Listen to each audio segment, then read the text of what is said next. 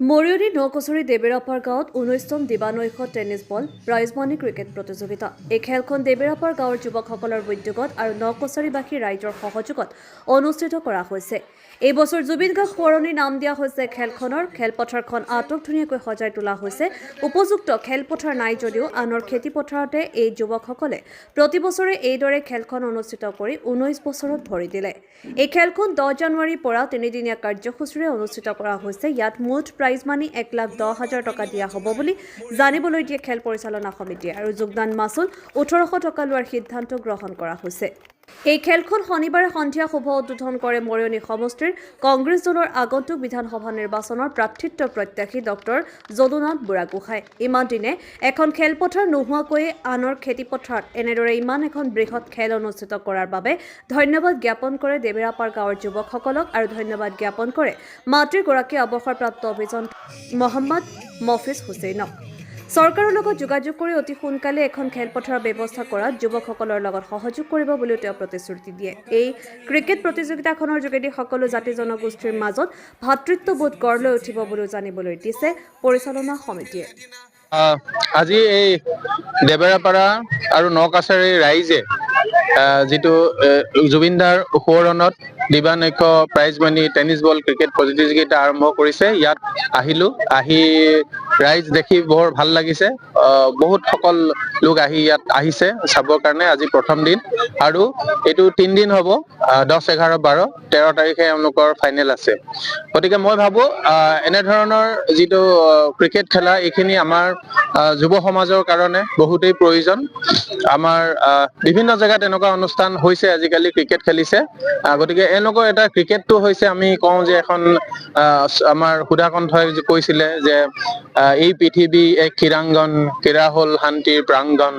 আৰু এই খেলাতেই সকলোৰে এটা ঐক্যবদ্ধ হয়, এটা ডিচিপ্লিন হয় আৰু সেই ডিচিপ্লিনতে ঐক্যবদ্ধতে আমি এখন সুন্দৰ সমাজো গঢ়িব পাৰো। ইয়াত বহুত দল আহি যোগদান কৰিছেহি।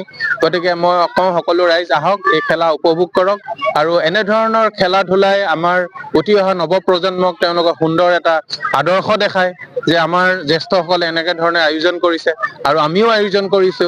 আৰু ইয়াৰ পৰাই এনেধৰণৰ খেলাবোৰৰ পৰাই আমাৰ এই নকাছাৰী দেবেৰাপাৰা বা অসমৰ চুকে কোণে বিভিন্ন গাঁও এৰিয়াৰ পৰা ওলাই যাব, আমাৰ ডিষ্ট্ৰিক্ট লেভেলত যাব, ডিষ্ট্ৰিক্ট লেভেলৰ পৰা ষ্টেট লেভেলত, ষ্টেট নেশ্যনেল, তাৰপিছত ইণ্টাৰনেশ্যনেল হ'ব। কিন্তু দুখৰ কথা যে বহুতো জেগাত খেলাৰ সুবিধা আছে কিন্তু বহুত জেগাত খেলাৰ সুবিধা নাই। আজি এইখন হৈছে এখন পথাৰ, খেল য'ত ধান খেতি কৰিছিলে তাত তেওঁলোকে বহুত উৎসাহেৰে তেওঁলোকে এই খেলাখন আজি 19 বছৰে পাতি আছে। এবছৰ দুবছৰ নহয়, 19 বছৰে এইখন খেলা পাতি আছে। তথাপিতো এওঁলোকে এইখন এনেকুৱা পথাৰত পাতিব লগা হৈছে। গোটেই উদ্যোক্তাসকলে লাগি এনেকুৱা এটা পৰিৱেশ সৃষ্টি কৰিছে লাগি। মই কথাটো কওঁ যে বহুত বিলাক কাম কৰি আছে কিন্তু আমাৰ চৰকাৰে এইটো মনোযোগ দিব লাগে যে আমি প্ৰত্যেকখন পঞ্চায়তত নহলেও জিলা পৰিষদ লেভেলত এটা যদি ষ্টাৰ্টিঙত আমি এটা যদি ষ্টেডিয়াম বনাব পাৰো। এতিয়া আমাৰ মৰিয়নি সমষ্টিত 4টা জিলা পৰিষদ আছে। তাত যদি 4টা ষ্টেডিয়াম বনাব পাৰে তেতিয়াহ'লে আমাৰ উঠি অহা নৱপ্ৰজন্মৰ তেওঁলোকে বিভিন্ন ধৰণৰ খেলা তেওঁলোকে শিকিব পাৰিব।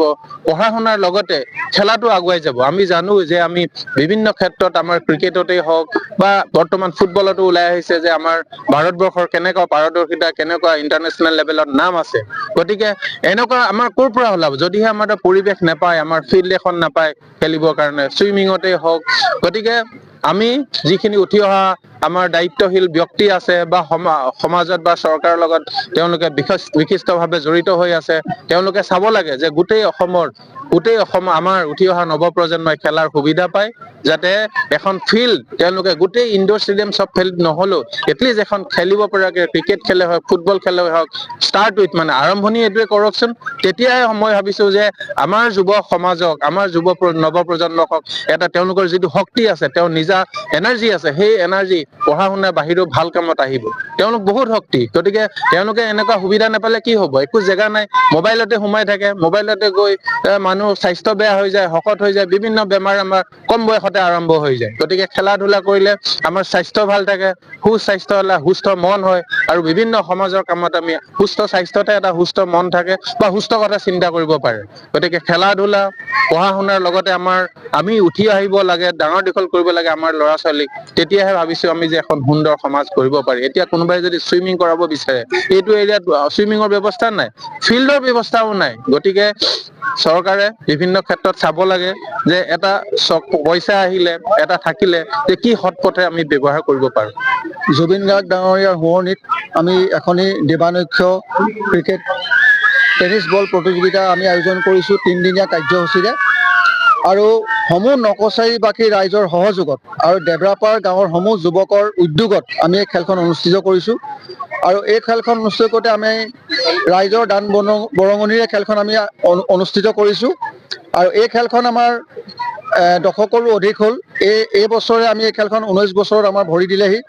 এই খেলখনৰ দ্বাৰা আমি এক ভাতৃত্ববোধৰ সম্পৰ্কৰ আমি এটা বাণী প্ৰেৰণ কৰি পেলাই খেলখন আয়োজিত কৰোঁ। এই খেলখনৰ দ্বাৰা এই গাঁওখনত এটা পৰিৱেশটো এটা আপোনাৰ ইমান এটা আনন্দময় পৰিৱেশ হৈ যায়, যাৰ কাৰণে এই প্ৰত্যেক বছৰে আমি খেলখন আয়োজিত কৰিব লগা হয়। আমাৰ ইয়াত প্ৰত্যেক বছৰে 60ৰ পৰা 70লৈকে 80 টিম হয়। আমি যদি এইফালৰ পৰা চাওঁ, আমাৰ শিৱসাগৰৰ পৰা টিম আহে, আৰু এইফালে আপোনাৰ গোলাঘাটৰ পৰাও আমাৰ টিম আহে, আৰু যোৱা বছৰত আগবছৰত আমাৰ মাজুলীৰ পৰাও টিম আহিছিলে। এনেকে প্ৰাইজ মনি আমি দিম 1 লাখ, সৰ্বমুঠ 1,10,000 টকা আমাৰ প্ৰাইজ মনি, আৰু আমি তাত ভৰ্তি মাচুল ৰাখিছোঁ 1800 টকা। আৰু যিহেতুৱে আমি ভৰ্তি মাচুলটো আৰু কমটি কৰা আমি সিদ্ধান্ত গ্ৰহণ কৰিছিলোঁ, কিন্তু আমাৰ খৰচাসমূহ অকণমান বেছি হোৱাৰ বাবে আমি ভৰ্তি মাচুলটো অলপ কম কৰাত অলপ বাধা আমাৰ জন্মিলে। মৰিয়নিৰ পৰা সূৰ্য দাসৰ ৰিপৰ্ট, এনি এক্সপ্ৰেছ।